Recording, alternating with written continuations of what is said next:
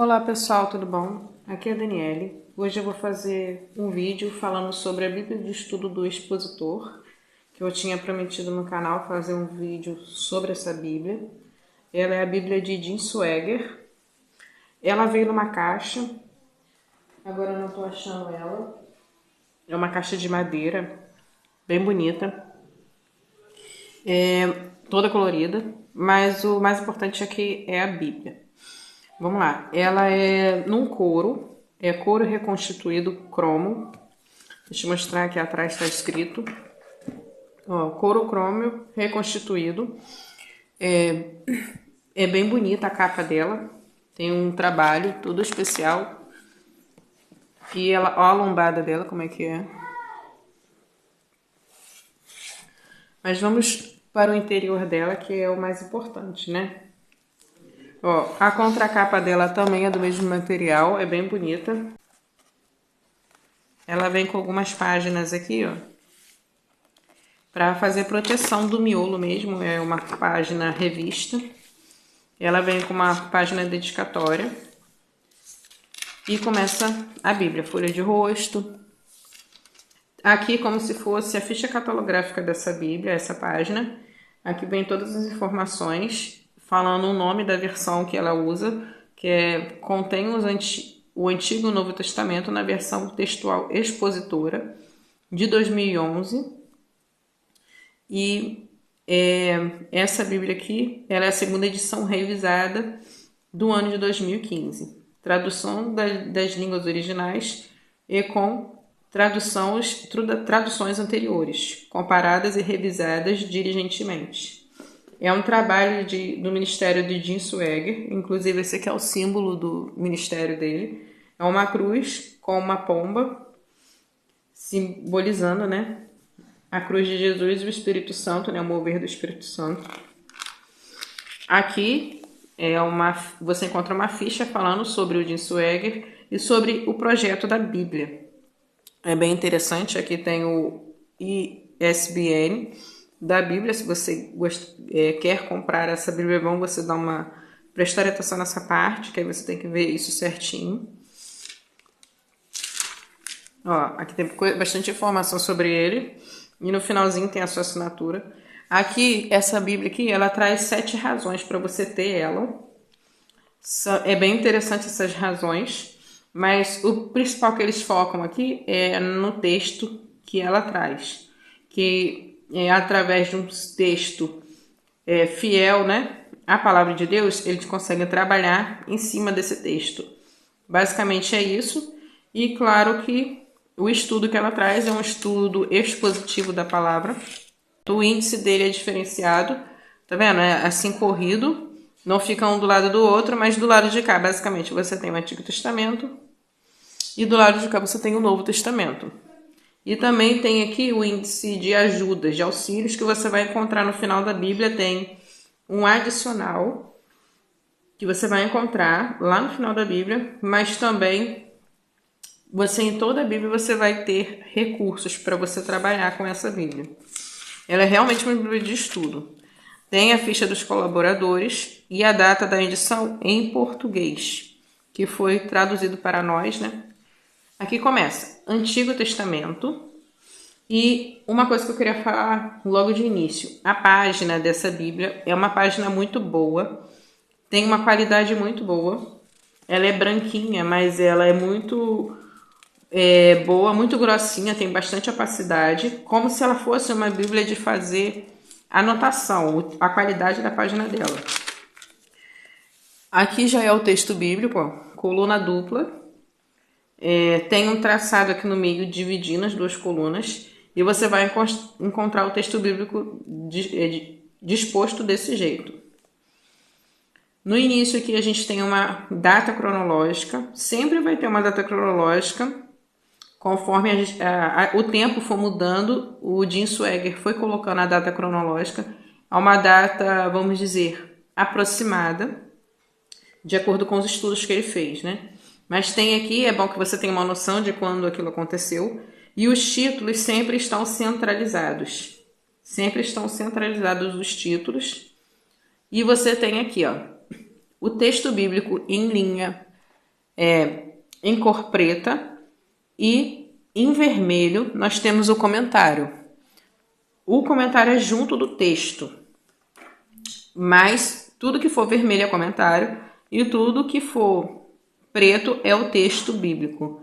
O texto, ele não é muito diferente dos textos recebidos, mas ele também tem influência do texto crítico, no sentido de que ele buscou as informações necessárias para absorver o que foi necessário do texto crítico. Aí vamos dar uma continuidade aqui. Os estudos que o Jim Swaggart colocou nessa Bíblia aqui são muito direcionados para Cristo. Ela é uma Bíblia muito cristocêntrica. Todos os assuntos, todos os textos, ele sempre faz uma ponte com Cristo. Ele sempre faz conexão com o que aquele texto ali está conectando a Cristo. E isso é muito importante, você ter uma Bíblia de estudo com essa pegada, porque vai te fazer remeter sempre a pensar em Cristo naquela passagem. E quando fala de Cristo, logo na sequência fala sobre a mensagem da cruz, a mensagem da redenção, da restauração do povo para nós nos voltarmos para Deus, né? Com certeza. Aqui, ó, no texto, na página aqui de Gênesis, tem uma questão aqui no texto, no capítulo 1, no versículo 28, que o versículo aqui, pelo meu entendimento, é como se tivesse um trechinho aqui adicionado. Eu não sei se é exatamente isso, mas comparado com as outras Bíblias de estudo, ou com as outras Bíblias, as outras versões, essa palavra aqui não tem nas outras versões. Inclusive, quando eu falei dessa Bíblia aqui, eu apresentei ela para vocês, eu falei sobre essa palavrinha aqui, eu vou tentar aproximar para vocês verem melhor. Vou ver se eu consigo aproximar.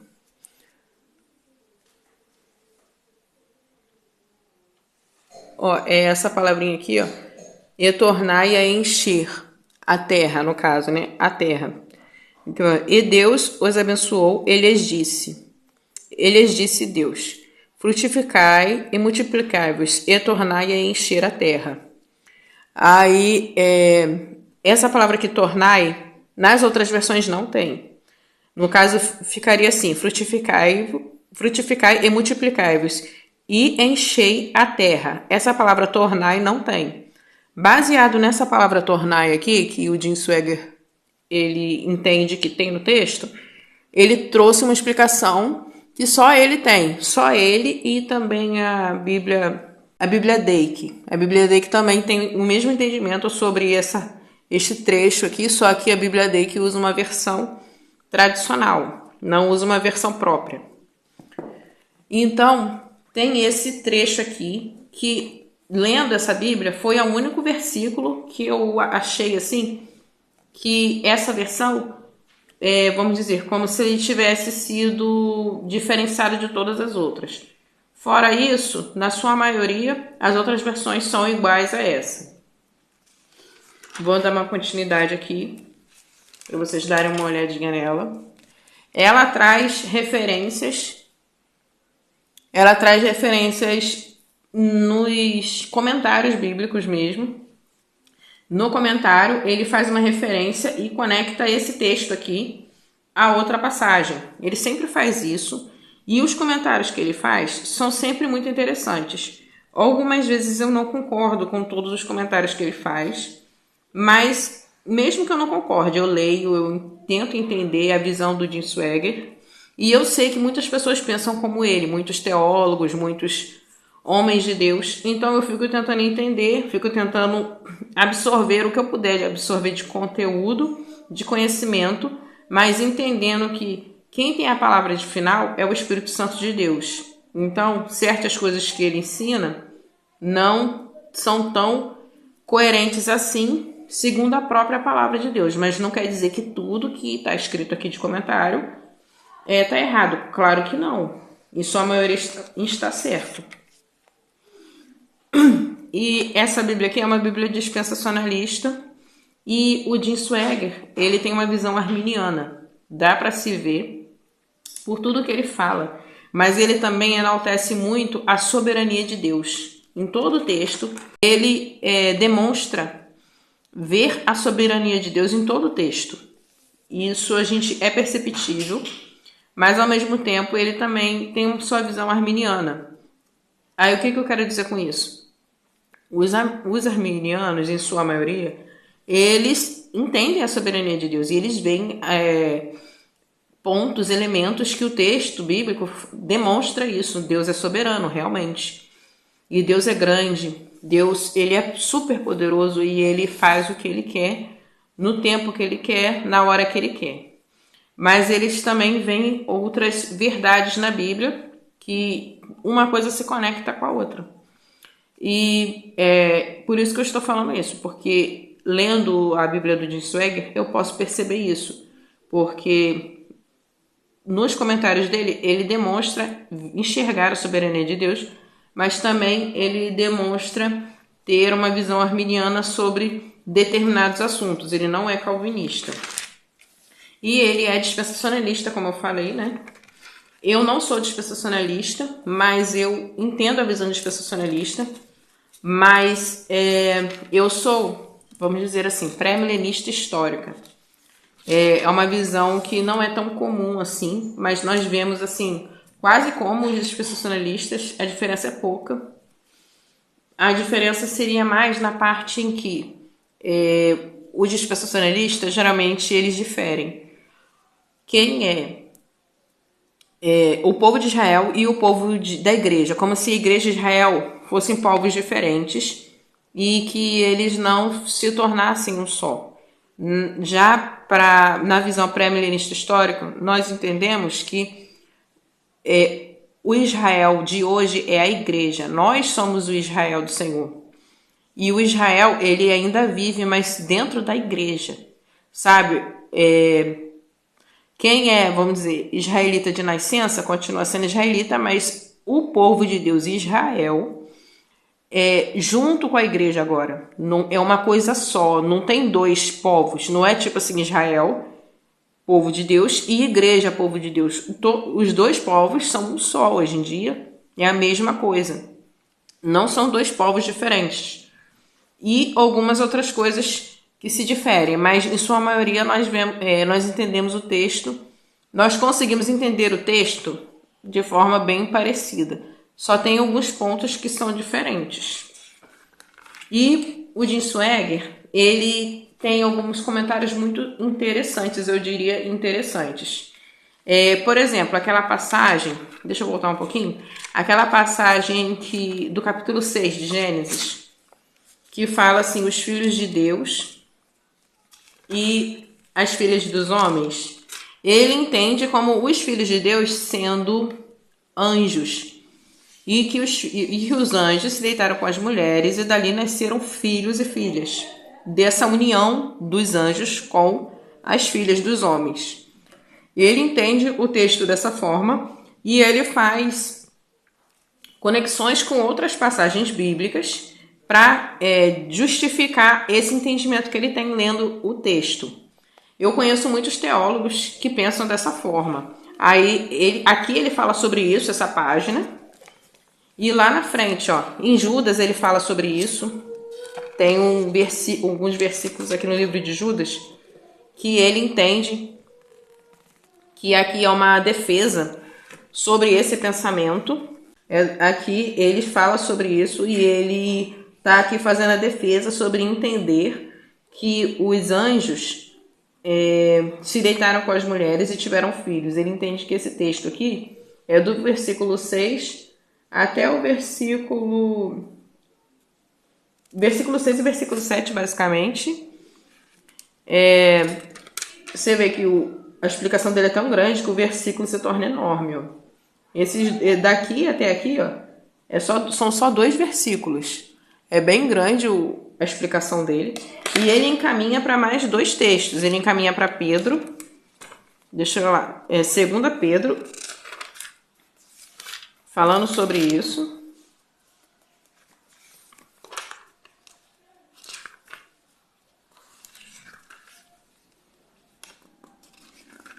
Aqui, ó. 2 Pedro. Capítulo 2. Do versículo 4 E também 1 Pedro, capítulo 3, versículo 19 e 20. Aí ele entende que esses textos conversam entre si e falam sobre o mesmo assunto, têm a mesma visão sobre a questão de serem, os filhos de Deus serem anjos. Aqui, ó, versículo 19 e versículo 20. Aí eu li esses textos, apesar de ler os comentários dele, a visão dele, né? Eu não vejo como ele vê, mas ao mesmo tempo eu não sei se ele está totalmente errado. Mas enfim, é esse modo que ele enxerga o texto. Aí eu observo, assim, eu acho interessante as informações que ele traz. Eu leio, né? Com bastante atenção. Aqui no livro de Romanos, capítulo 9. Deixa eu ver se é o capítulo 8 também. Não, é o capítulo 9 mesmo. Ele não enxerga esse texto aqui como sendo um ponto de defesa do calvinismo. Ele deixa claro que ele é arminiano, principalmente nesse texto aqui. E, sinceramente, eu leio o capítulo 9 de Romanos e eu não tenho uma visão calvinista desse texto. Eu acho que ele não serve para a defesa desse assunto. Eu acho que ele não está falando disso. Romanos capítulo 9. Mas eu não sou, vamos dizer, uma pessoa muito estudada nessa área. Então, estou aprendendo, né? Mas eu leio, eu não enxergo esse assunto no texto. Eu enxergo outras questões, mas não esse assunto no texto. E eu também queria mostrar para vocês uma questão bem importante. Deixa eu ver se eu acho aqui. Aqui, Mateus, capítulo 16, versículo 18 até o 20. Quando Jesus fala com os seus discípulos e pergunta o que eles entendem como sendo Jesus. Quem é Jesus na visão deles? E Pedro fala que Jesus é o Cristo, o Filho de Deus. Ele fala de forma muito bonita. Aí Jesus elogia ele e Jesus fala assim: pois também eu te digo que tu és Pedro. Aí ele vai falar: e sobre esta pedra edificarei a minha igreja, e as portas do inferno não prevalecerão contra ela. Aí ele fala um discurso muito bonito e o Jim Swaggart tem uma explicação muito interessante sobre esse assunto. E ele traz informações muito importantes. E ele explica o significado das palavras que Jesus usou, o porquê de ter usado cada palavra, os significados originais, e isso daqui é um conteúdo muito importante. Aí inclusive eu escrevi aqui referências e ele traz outras referências além dessas que eu já escrevi. É um assunto muito importante. Aí eu até deixei marcadinho aqui coisas que não são todas as bíblias de estudo que trazem, e ele traz. E nisso aí o Jim Swaggart está de parabéns. Ele tem muitas informações. Ele tem muito conteúdo. Entre o Antigo e o Novo Testamento, ele traz um estudo aqui sobre o período entre os testamentos, ele chama assim, que a gente conhece como período intertestamentário. Ele chama assim período entre os testamentos. Ele traz algumas notas aqui, alguns auxílios para a gente entrar no Novo Testamento tendo ciência do que aconteceu, por que as coisas foram mudando. E ele traz esse fundo de pano para a gente entrar no Novo Testamento tendo conhecimento de certas coisas importantes, para não ficar sem entender o porquê de cada situação. E aqui no final da Bíblia, ele traz alguns estudos adicionais que são bem legais. Ó, ele traz, deixa eu ir aqui para vocês acompanharem certinho comigo. A Bíblia acaba aqui, ó, e começa, ó, auxílio para o estudo da Bíblia. Ele traz a apresentação da Bíblia, ele traz informações muito importantes. O cânon da Bíblia, ele faz um estudo, assim, a cronologia, a tradução da Bíblia. Ele fala sobre a história da Bíblia mesmo. Ele traz informações sobre dinheiro, pesos e medidas, plantas e animais que se encontram na Bíblia, informações que são importantes, que agregam valor ao nosso conhecimento, termos usados frequentemente na Bíblia. Ele traz a harmonia dos evangelhos, de modo assim bem interessante, e você encontra esse daqui em outras Bíblias, mas não são todas as Bíblias que trazem essas informações da harmonia dos evangelhos. Ele traz também uma parte aqui que fala assim, parábolas e milagres do Novo Testamento, focando em Jesus. Ele foca muito em Jesus, e isso é bom. E tem também concordância temática. Não é uma concordância muito extensa, mas é uma boa concordância. Eu já tirei muito estudo bom daqui dessas concordâncias que ele traz. Inclusive eu pinto. Tá vendo? É bem interessante. Ah, gente, essa Bíblia aqui, ela aguenta, tá? Ela aguenta lápis de cor, marca-texto. Ela aguenta essas coisinhas que a gente usa. Depois aqui dessa concordância temática tem um dicionário. E nesse dicionário, dentro desse dicionário aqui, tem algumas concordâncias também, dentro do próprio dicionário. É muito bom esse dicionário aqui que ele traz, tem uma explicação bem interessante, bem assim, ele é objetivo, mas ele explica exatamente o que a gente precisa extrair daquele assunto. Depois que acaba aqui o dicionário, ele traz os estudos aqui, exclusivos dessa Bíblia, que é o que devo fazer para ser salvo. Ele explica sobre esse assunto, sobre a salvação, ele aborda isso. Eu já li esse estudo aqui, é muito bom. E ele traz referências bíblicas falando sobre isso. E tem subtemas, dentro desse tema maior, e tem subtemas. Depois tem o batismo no Espírito Santo, ele explica o que é isso. Tem muita gente que tem dúvida, ou aprendeu às vezes errado de alguma forma. Passagens bíblicas para a salvação. Ele cita aqui algumas palavras bíblicas, alguns textos. A cruz, sua fé e o Espírito Santo. Esse foi o estudo aqui que eu mais gostei. Ele é pequeno, mas eu gostei muito desse estudo. Ele fala sobre o que ele entende sobre o batismo com o Espírito Santo. Ele fala aqui que ele vê falar em línguas como uma demonstração de que a pessoa tem o Espírito Santo dentro de si. Mas ele não entende como falar em línguas como algo assim. Você só é batizado pelo Espírito Santo se você falar em línguas. Ele não vê dessa forma. Ele diz que quando a pessoa ela é salva, ela recebe o Espírito Santo no ato de aceitar a Cristo. No ato de aceitação. E o desenvolvimento do Espírito Santo flui nessa pessoa e ela pode sim vir a falar em línguas. E falar em línguas demonstra que ela tem o Espírito Santo, mas ela não foi batizada pelo Espírito Santo só no momento que ela falou em línguas. Aí ele explica isso daqui, eu achei isso muito interessante, eu concordo com ele. Eu vejo falar em línguas como um dom do Espírito Santo, como também tem um dom de pregar, tem um dom de ensinar, tem um dom de pastorear. Eu vejo isso como um dom que pode ser buscado, pode ser desenvolvido. E falar em línguas não, na minha visão, né?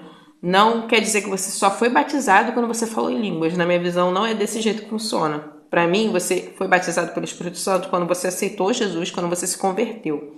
A partir do momento que você recebeu Jesus em sua vida, o Espírito Santo entrou dentro de você. Eu entendo desse modo. Então, aí o Jim Swaggart fala sobre isso. Como se ele trouxesse aqui atrás um estudo doutrinário. É muito interessante. E olha só como é que tem. Olha como é que essa Bíblia ela é grossa. Ela tem muita coisa. E não sei se vocês conseguem ver aí. Tudo vermelhinho é tudo estudo. É tudo comentário. O que está de preto é o texto bíblico. Confesso para vocês que no começo eu estranhei um pouco. Às vezes eu ia ler no texto. Eu não conseguia ler o texto e na sequência só o comentário. Eu tinha que ler o versículo até o final. Aí depois eu voltava a ler no comentário. Porque eu achava um pouco estranho. Mas aí o que eu faço? Eu leio a Bíblia do Jim Swaggart. Eu não concordo com tudo que ele fala, mas eu concordo com bastante coisas do que ele traz. Aí eu pego uma outra Bíblia normal, vou pegar uma aqui de exemplo. E eu boto a Bíblia aberta no mesmo lugar do lado. Aí eu tô aqui com as duas Bíblias e eu tô lendo a Bíblia do Jim Swaggart e às vezes eu me perco um pouco onde estão os versículos, porque ele coloca muitos comentários, então acabo perdendo um pouco a conexão de um versículo com o outro. Aí o que eu faço? Eu dou uma olhada na Bíblia do lado para ver o texto, exatamente, para eu não me perder, se caso isso vir a acontecer. né? E não é bom que você tenha só essa Bíblia do Jim Swaggart, porque você não vai conseguir usar lá na igreja, porque como é que você vai ler ela lá na igreja, né? Fica complicado. Ela é mais mesmo para você estudar, para ela ser uma Bíblia, assim, como se fosse uma pessoa que te desse a mão e te ajudasse a caminhar no começo. Mas é claro que você pode continuar usando ela como auxílio, como entendimento do texto. Ele entende o arrebatamento secreto. Eu tô olhando aqui, olha só. Isso acontecerá logo depois do arrebatamento da igreja, mas não nos é dito exatamente quanto tempo depois do arrebatamento virá a grande tribulação. Ele acha que a igreja não vai passar pela grande tribulação. Mas, na minha visão, eu acho que sim. Mas aí, né? Eu não sou uma pessoa... Quem sou eu, né, para falar alguma coisa? Mas ele acredita que no arrebatamento da igreja antes da grande tribulação. É desse modo que ele enxerga. Eu já tinha visto isso aqui em outros lugares, mas aqui eu não tinha olhado. Eu deixei marcadinho aqui para eu não esquecer. Eu acho que até vou botar um post-it, depois eu vou ler essa página melhor. Aí é bom a gente conhecer o pensamento da pessoa que a gente consulta o estudo da Bíblia, né? Tipo assim, a Bíblia de estudo dele. Como é que será que ele pensa sobre determinado assunto? É interessante para a gente aprender, para a gente enriquecer o nosso conteúdo também, para a gente, sei lá, se isso for um problema para você, então não recomendo você comprar uma Bíblia que tenha um pensamento já, vamos dizer, tão diferente do seu. Mas eu consigo ler, eu consigo extrair conteúdo, mesmo que ele não pense igual a mim, em todas as coisas. E eu consigo ver também quando ele está falando de forma equivocada. Apesar de eu não ser a dona da verdade, né? Deus é o dono da verdade, Deus é o Senhor de tudo. Mas eu consigo, mesmo vendo assim que nós pensamos diferente em determinados assuntos, eu consigo extrair conteúdo e absorver o conteúdo dos ensinos que ele traz. E o texto é a palavra de Deus, né? O texto é a palavra de Deus. E sobre aquela questão vamos dizer, do texto que pode ter sido modificado, eu não sou especialista, então eu não posso afirmar se foi realmente modificado ou não. Mas é a palavra de Deus. O texto bíblico é a palavra de Deus. Porque se a gente pegar todas as versões bíblicas, sempre vai ter alguma coisa que difere de uma da outra. Então, se for assim, a gente não vai usar nenhuma versão bíblica. A gente vai ficar travado e não vai conseguir usar nenhuma versão bíblica. A gente não pode deixar isso de impedimento para a gente ler a palavra de Deus. E é isso, gente. Eu podia ler com vocês um comentário mais aprofundado, só que é mais questão de opinião mesmo, não é questão de tipo assim, eu vou ficar lendo só para ficar demonstrando a opinião, se eu concordo ou se eu não concordo. E no geral, essa Bíblia é muito boa porque ela volta ao assunto sempre para Cristo. Ela sempre faz você pensar em Cristo Jesus naquele texto. Ela sempre te direciona para Cristo. Então, isso é muito bom. Você tem uma Bíblia de estudo que ela é cristocêntrica, isso é muito bom. Ele te treina a você olhar para Cristo naquele texto, naquela passagem. Ela te ajuda a você desenvolver esse olhar cristocêntrico na passagem bíblica, no texto bíblico. E isso é muito bom. Mas é isso, gente. Se vocês gostaram do vídeo, deixa o like. Esse vídeo eu fiz mais mesmo para mostrar um pouco dessa Bíblia, que uma inscrita no canal ela pediu para eu mostrar um pouco mais dessa Bíblia, mostrar os detalhes dela. E se tiver ficado mais alguma dúvida, coloca aí que podendo eu vou responder. E depois eu vou trazer outros vídeos de estudos que eu mesma estou fazendo. Vou trazer aí no canal. E vamos estudar a palavra de Deus. Vamos ler, meditar. E podendo, vamos sim ter acesso à Bíblia de estudo, a comentários bíblicos. Mas, né, se você não tem acesso a esses estudos, esses comentários, a essas Bíblias de estudo, leia a palavra de Deus. A palavra de Deus, mesmo que você só tenha uma Bíblia normal, uma Bíblia sem estudos, a Bíblia normal ela é um estudo, porque ela é a palavra de Deus, é dela que saem todos os estudos de outras Bíblias. Então, É daqui que sai todos os estudos. Então, você lendo a palavra de Deus, você já vai estar muito bem assistido. E você tendo o Espírito Santo de Deus na sua vida, se você é uma pessoa convertida, você tem o Espírito Santo em você. Então, você vai ler e Deus vai te ensinar, Deus vai te capacitar, Deus vai te preparar. E se você tem limitações, Ele vai colocar pessoas no seu caminho para te ajudar, para te auxiliar. E tem como você ir atrás disso também. Perguntando ao pastor da sua igreja, alguma pessoa que tem mais instrução que você na sua igreja, ou vendo vídeos no YouTube de pessoas capacitadas, pessoas de Deus que falam a verdade da palavra de Deus, né? Focar nessas coisas e Deus vai te auxiliar, você vai alcançar esses conhecimentos que talvez você por si só não consiga alcançar. Mas é isso, gente. Fiquem com Deus e até a próxima.